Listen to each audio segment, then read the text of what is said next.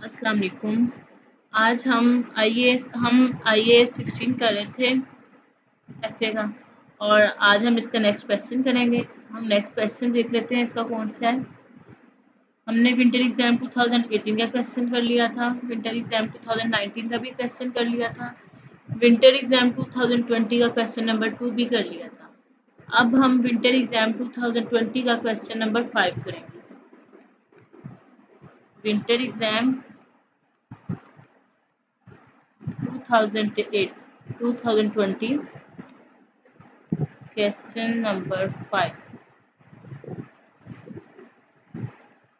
Okay, अब इसका हम क्वेश्चन देख लेते हैं, रीड कर लेते हैं, समझ लेते हैं, फिर हम इसे सॉल्व करते हैं। So question number 5। Question number 5 में रिक्वायरमेंट है explain the term depreciation. Depreciation की डेफिनेशन लिखनी है सिर्फ, वो इतनी ईजी है, सबको आती है हमें, तो वो 2 मार्क्स की सिर्फ। नेक्स्ट क्वेश्चन है calculate depreciation for the motor vehicle for the year ended 30 April 2018। Depreciation find करनी है। नेक्स्ट है प्रिपेयर द डिस्पोजल अकाउंट, और डिस्पोजल अकाउंट बनाना है। अब हम क्वेश्चन देखते हैं। A motor vehicle purchased by Syra on 1st May 2014 for 8,000 was sold on 30 April 2018 for 400. She was used the reducing balance method at 50% per annum. The motor vehicle had been depreciated by 7,000 by 30 April 2017. Okay, अब इस question को solve करते हैं। हम सबसे पहले आपको depreciation की डेफिनेशन लिखते हैं। डेप्रिसिएशन की डेफिनेशन है a systematic allocation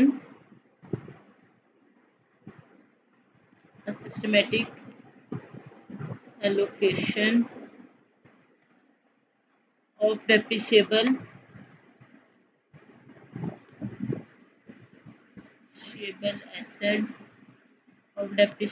amount of an asset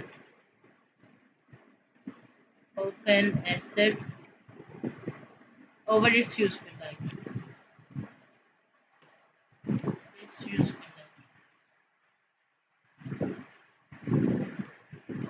बस ये तो इसकी डेफिनेशन। नेक्स्ट इसका हम बी पार्ट करते हैं। बी पार्ट में बहुत इजी है।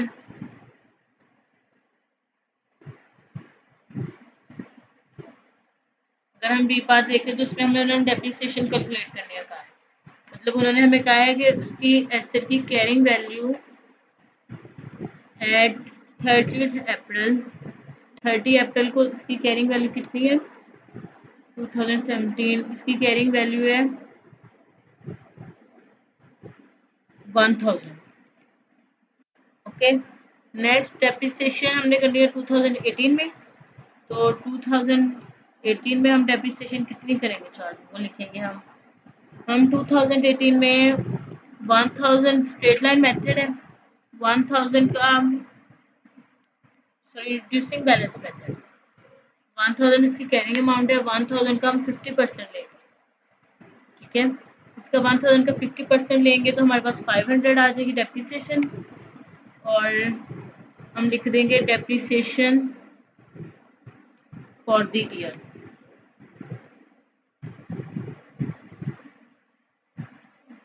कितनी है 500। ओके, और हमसे उन्होंने पूछा क्या था depreciation for the motor vehicle, उन्होंने हमसे कैलकुलेट करने का भी डेप्रिसिएशन ही कहा था। ओके, और ये हमारा एक ए बी पार्ट भी कंप्लीट हो गया। अब हम इसका सी पार्ट करते हैं। सी पार्ट में उन्होंने हमें कहा है कि डिस्पोजल अकाउंट बनाना है। बहुत इजी है डिस्पोजल अकाउंट। ठीक है, हमने कल भी जो क्वेश्चन किया था उसमें भी डिस्पोजल अकाउंट उन्होंने कहा था बनाने का, और वो भी हमने बनाया था डिस्पोजल अकाउंट।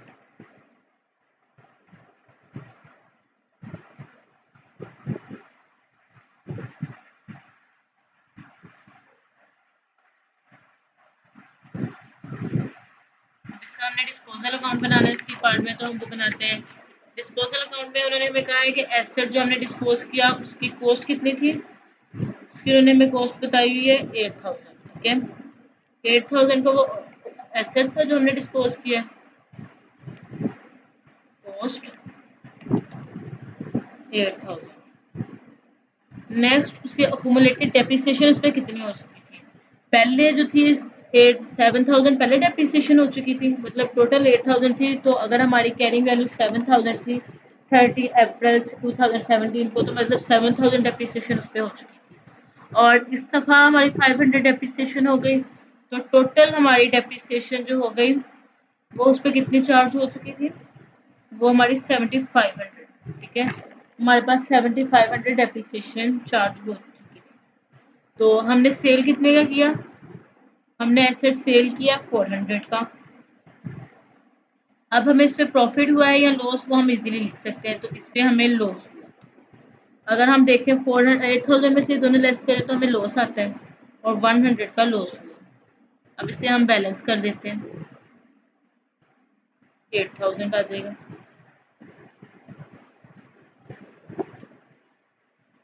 और इसके साथ ही हमारा ये क्वेश्चन भी कंप्लीट हो। देख ले कितना इजी सा ये क्वेश्चन था, विंटर 2020 का क्वेश्चन नंबर 5 भी। अब विंटर एग्जाम 2020 का नेक्स्ट क्वेश्चन नंबर 8 करते हैं, ठीक है। नेक्स्ट हमने क्वेश्चन करना है विंटर एग्जाम 2018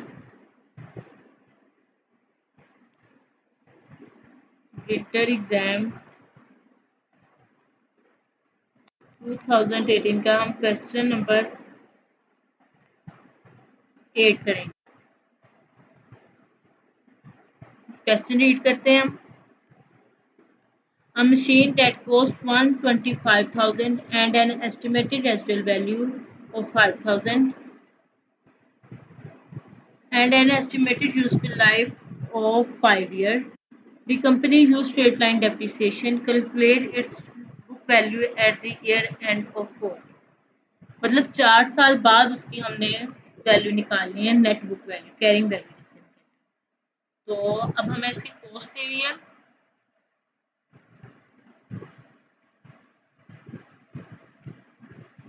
125,000, रेजिडुअल वैल्यू दी हुई है 5,000 एंड यूजफुल लाइफ गिवन है 5 इयर्स। 5 इयर्स। अब इस पे हमने फार्मूला लगाना है, जो कि हमारा फार्मूला है स्ट्रेट लाइन मेथड का, 125,000 minus 5,000 minus residual cost minus residual value divided by useful life. और इसकी हमारे पास डेप्रिसिएशन आ जाएगी 24,000, ओके। और 24,000 हर साल 24,000 आएगी। और कितने साल बाद का है, उन्होंने 4 साल बाद की पूछी है, तो हम 24,000 को मल्टीप्लाई कर देंगे 4 से, ठीक है। तो ये हमारी 4 साल की डेप्रिसिएशन आ जाएगी, जो कि होगी 96,000। 4 साल की हमारी डेप्रिसिएशन आ जाएगी, अक्यूमुलेटेड डेप्रिसिएशन फॉर 4 ईयर, ठीक है। Carrying value after 4 year at end of year 4, जो कि उन्होंने हमसे पूछा था। तो ये हमारी है 125,000 कॉस्ट माइनस रेजिडुअल वैल्यू, मतलब कॉस्ट माइनस अक्यूमुलेटेड डेप्रिसिएशन 96,000, और हमारे पास कैरिंग वैल्यू आ जाएगी 29,000।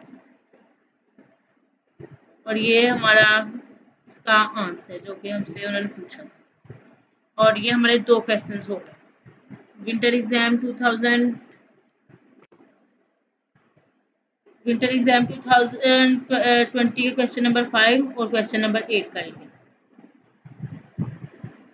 अब हम नेक्स्ट क्वेश्चन करते हैं।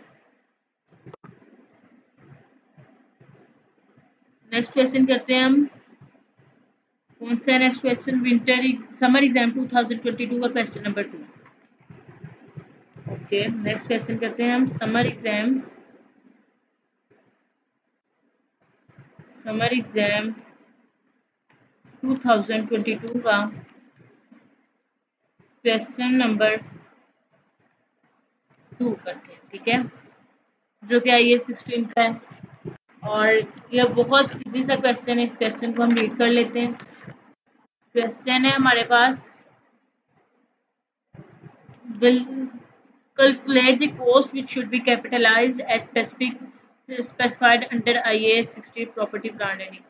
मतलब हमने सिर्फ ये बताना है कि इनमें से कौन कौन सी कॉस्ट है जो हम प्रॉपर्टी प्लांट और इक्विपमेंट में कैपिटलाइज करें। तो हम इसका सोल्यूशन लिखते हैं।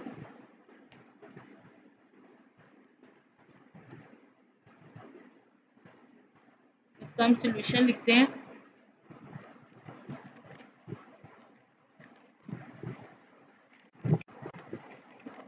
सबसे पहले हम देखते हैं कि इसमें कौन कौन सी कॉस्ट है, ठीक है। हम यहाँ पे जैसे इन्होंने क्वेश्चन में 1000 मतलब बिलियन कॉमन ले लिया, हम भी इसी तरह ऊपर लिख लेते हैं। हम भी इसे कॉमन ले लेते हैं, ठीक है। इसके बाद हम करते हैं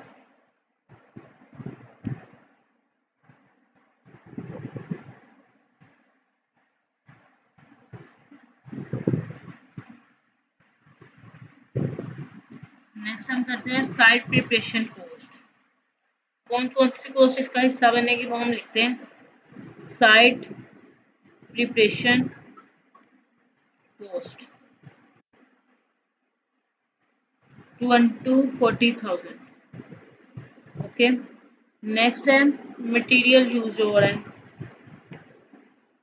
मटेरियल यूज कॉस्ट है हमारे पास 15,000। नेक्स्ट है हमारे पास इसकी कॉस्ट में आएगी लेबर कॉस्ट, जो कि हमें गिवन है, ठीक है। उन्होंने कहा लेबर कॉस्ट में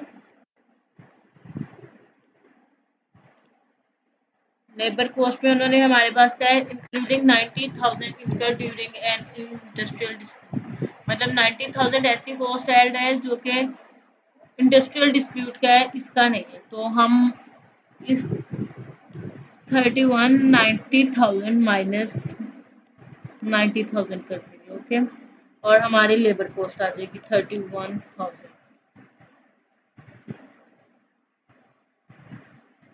नेक्स्ट है लेबर कॉस्ट के बाद टेस्टिंग कॉस्ट इसमें ऐड होगी।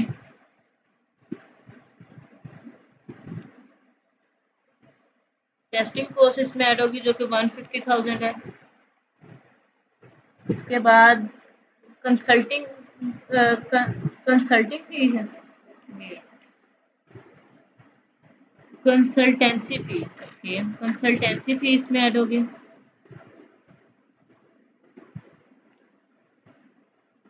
कंसल्टेंसी फी इसमें ऐड होगी जो कि है 220,000। सॉरी, ये तो मैंने टेस्टिंग कॉस्ट में लिख दिया। टेस्टिंग कॉस्ट की 150,000 थी, कंसल्टेंसी फी 220,000। नेक्स्ट है हमारे पास डिसमेंटलिंग कॉस्ट। डिसमेंटलिंग कॉस्ट भी इसका हिस्सा होती है, तो वो भी आ जाएगी। डिसमेंटलिंग कॉस्ट, और वो कितनी है डिसमेंटलिंग कॉस्ट? 1 लाख। ओके, ये हमारी टोटल कॉस्ट जो कि हमने इसमें चार्जेबल टू मतलब कॉस्ट में ऐड करनी है प्लांट एंड मशीनरी में, वो ऐड ये सारी। तो ये इसकी टोटल कॉस्ट हो जाएगी। टोटल कॉस्ट 53,10,000, ये इसकी टोटल कॉस्ट हो जाएगी जो कि इसमें ऐड होगी। इसके अलावा जो कॉस्ट ऐड नहीं है वो क्यों ऐड नहीं है वो भी मैं एक्सप्लेन कर देती हूँ।